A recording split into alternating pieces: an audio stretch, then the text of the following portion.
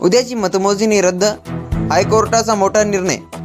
उच्च न्यायालयाच्या खंडपीठाने सर्व नगरपरिषद आणि नगरपंचायतीच्या निवडणुकांचा निकाल एकाच दिवशी म्हणजे 21 डिसेंबरला जाहीर करण्याचे निर्देश दिले आहेत। आज राज्यभरात होत असलेल्या राज्यातील नगरपरिषद आणि नगरपंचायत निवडणुकीच्या निकालाबाबत उच्च न्यायालयाच्या नागपूर खंडपीठाने महत्त्वाचा निकाल दिला आहे।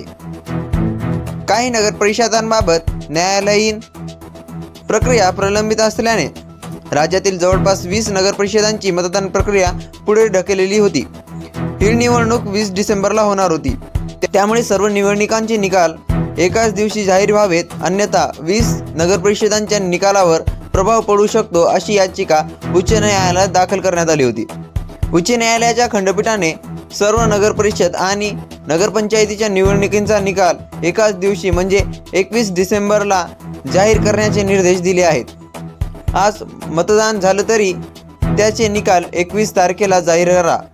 तसेच या निवडणुकीचे एक्झिट पोलही 20 तारखेला निवडणूक संपल्यानंतर अर्धा तासाने जाहीर करता येतील। तसेच नगरपरिषद आणि पंचायत निवडणुकीची आदर्श आचारसंहिता 20 डिसेंबरपर्यंत लागू राहील असे न्यायालयाने सांगितले आहे। उद्याची मतमोजणी रद्द, आता काय परिणाम होणार हा मोठा प्रश्न।